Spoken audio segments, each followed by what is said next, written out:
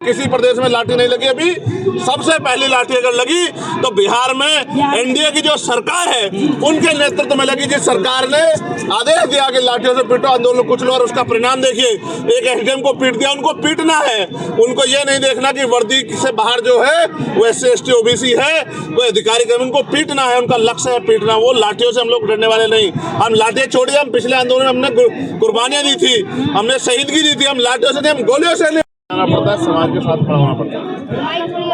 जब हम लंबे समय से सुप्रीम कोर्ट को देखते हैं, जब हम लंबे समय से भारतीय जनता पार्टी को देखते हैं, जब हम लंबे समय से उनकी सरकारें देखते हैं, जब हम लंबे समय से इस देश में वंचित वर्गों के अधिकारों में जो कुठाराघात हो रहा है उसको देखते हैं, जब हम अपने लुटते हुए अधिकारों को देखते हैं, तो हमें समझ आता है। मैं आपको याद दिलाता हूँ, डॉक्टर बाबा साहब अम्बेडकर ने कहा था कि संविधान कितना भी अच्छा क्यों ना हो, चलाने वाले हाथ अच्छे नहीं होंगे, उनकी नीयत अच्छी नहीं होगी, उनकी नीति अच्छी नहीं होगी, तो अंततः संविधान बुरा साबित होगा। आज हम ये देखते हैं, जिस तरह से लेटर एंट्री करके, जिस तरह से निजीकरण करके, जिस तरह से संविदा ठेकेदारी आउटसोर्सिंग करके आरक्षण को पिछले चोर दरवाजे से खत्म किया जा रहा है, ये किसी छिपा हुआ नहीं है। अभी भी 2 दिन पहले हमने जोरदार तरीके से विरोध किया, तब जाके 45 ज्वाइंट सेक्रेटरी जो चुपचाप बन रहे थे पिछले दरवाजे में बंद हुए, और अभी भी सिंगल पोस्ट निकालकर जिस तरह से आरक्षण की धज्जियां उड़ाई जा रही है, ये भी छिपा हुआ नहीं है। आज का जो बंद है, ये बंद सरकार को चेताने के लिए, सरकार को संदेश है, राज्य सरकारों को भी और केंद्र सरकारों को, कि वो दिन चले गए कि एक लाठी से कोई पूरे गांव को हेक देता था, वो दिन चले गए। अब हम लोग तैयार हो चुके हैं। अब कहीं से भी एक भी अधिकार हम लोग अपना जाने नहीं देंगे। आरक्षण पे चोरी, आरक्षण की हकमारी नहीं चलेगी। हमारे अधिकारों पर जो डाका डाला जा रहा है वो नहीं चलेगा। जब समाज सड़कों पे घूम रहा है तो नेता ही बाहर बंगलों में क्यों रहे? नेता को भी सड़कों पे रहना चाहिए। मैं 2-3 जगह घूम के लोगों को आश्वस्त करके, जो लाठियां बिहार में चली उनकी जानकारी लेके, तमाम तरह से उन पे जो है सवाल खड़े करके, जिस तरह से बीमार में आजाद समाज पार्टी के नौजवानों को हाउस अरेस्ट किया गया, थानों में बंद किया गया, उनकी गाड़ियां रोकी गई, तमाम अधिकारियों से लड़ता हुआ अपने वॉर रूम का संज्ञान लेके अब यहाँ हूँ पिछले लगभग 1 घंटे से, इस बात के साथ कि हम जुल्म जाति स्वीकार नहीं करेंगे और हम आरक्षण पे किसी भी तरह का हमला स्वीकार नहीं करेंगे। मैं एक बात और स्पष्ट करना चाहता हूँ, ये हमारे भाइयों का मामला है। हम बेवकूफ नहीं कि अपने भाइयों से लड़ेंगे। हम अपने भाइयों से, DSC के जो भाई हैं, इस आंदोलन के बाद उनसे भी बैठ के बात करेंगे, और अगर कहीं कुछ ऐसा लगता है कि कहीं ऊपर अप डाउन हो रहा है तो उसको बैठ कर सुलझाएंगे। अब हम इतने पढ़े लिखे हो गए कि हमें किसी तीसरे की जरूरत नहीं कि वो आके हमें हमारा इंसाफ करे।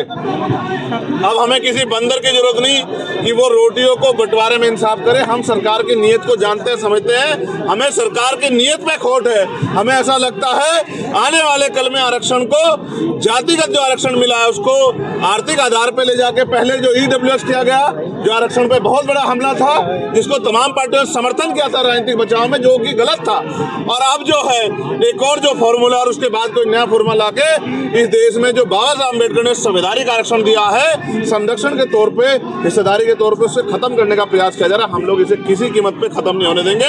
जब तक हमारे शरीर में लहू का आखिरी कतरा रहेगा, हम आरक्षण की भी, संविधान की भी, अपने लोगों की भी, सरकारी संस्थाओं की भी, और जो क्लोजम से बने जज हैं, जहां all India judicial services commission बना के SC ST OBC और सामान्य जाति के बच्चों को मौका मिला जज का, वो जो लूट खसोट हो रही है उसको भी हम लोग रोकने का काम करेंगे।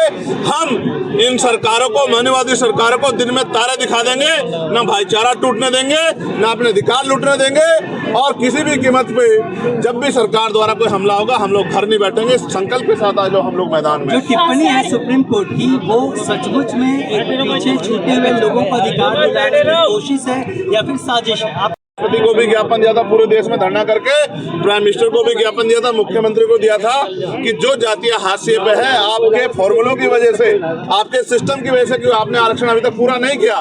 भाई 15% आरक्षण शेड्यूल कास्ट को है, 4 या 5% मिला है, 27% आरक्षण OBC को है, 6 या 7% पूरा हुआ है क्लास 1 से ले क्लास 4 तक, और 7% करीब आरक्षण, 7.5% आदिवासियों को, उसमें से 3 या 4% पूरा हुआ। आज तक आपने हमारे हकमारी को रोका ही नहीं। जो डकैती हमारे अधिकार है, उसको आपने रोका नहीं, तो आपकी मनसा पे हमें शक है। हमें अपने भाइयों को अगर अधिकार मिलता है उसका कोई विरोध हम लोग नहीं करते। हम तो चाहते हैं कि हमारे भाई को अधिकार मिले और हमारी जो एकता है वो बनी रहे, लेकिन हम उनको सरकार की कठपुतली नहीं बनने देना चाहते। मैं अगर कोई टिप्पणी करता है कम पढ़े लिखे, काम नहीं करते, नौकरी करते, मैं इस बात को स्वीकार नहीं करता। हमारा समाज है, हमें उसका हाथ पकड़ के ऊपर उठाना है, हमें उनकी हिस्सेदारी का ध्यान रखना है, लेकिन हम अपने लोगों में बंटवारा नहीं होने देंगे।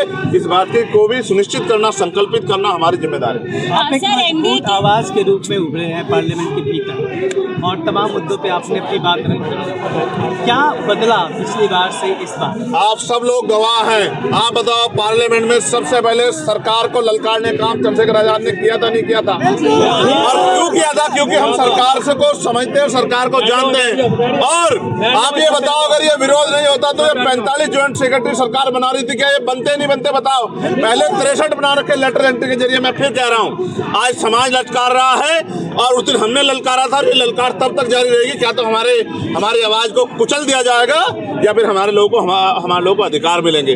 हम बेवकूफ लोग नहीं हैं, हम बाबा साहब अम्बेडकर को मानने वाले लोग हैं और सत्ता में बैठे लोगों को देखिए